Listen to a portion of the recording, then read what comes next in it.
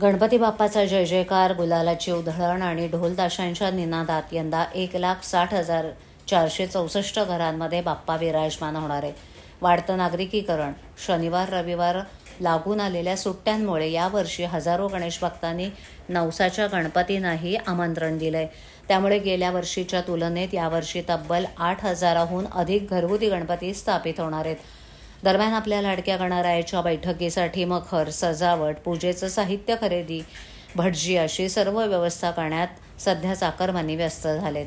गणेशोत्सवासाठी बाजारपेठाही सजल्यात. दुपारनंतर खरेदीसाठी गणेश भक्तांची गर्दी उसळते. गणेशोत्सवाला अवघे 4 दिवस शिल्लक आहेत. त्यामुळे सर्वत्र गणेशोत्सवाची लगबग पाहायला मिळते. 1.5, 3, 5, 7 दिवसाच्या घरगुती गणपतींसह सार्वजनिक गणपतींच्या तयारीलाही वेग आलाय. यावर्षी ठाणे पोलीस आयुक्तालय क्षेत्रात 1,043 सार्वजनिक तर तब्बल 1,60,464 घरगुती गणपती विराजमान होणार आहेत.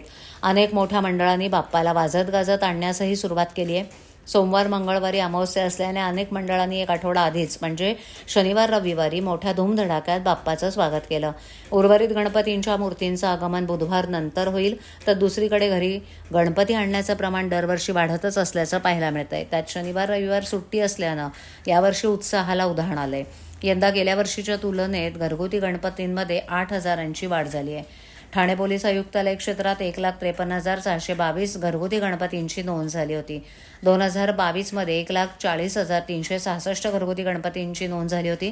म्हणजे दरवर्षी घरगुती गणपतींच्या संख्येत वाढ होते. केवळ मराठीच नव्हे तर इतर भाषिकांमध्येही घरी गणपती आणण्याचं प्रमाण वाढलंय. यात नवसाच्या गणपतींचाही समावेश आहे.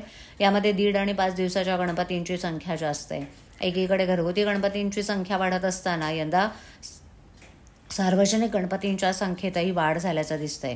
पोलिसांनी दिलेल्या माहितीनुसार गेल्या वर्षी 1,011 सार्वजनिक गणपतींचं आयोजन झालं होतं. यावर्षी यामध्ये 32 सार्वजनिक गणपतींची भर पडली आहे.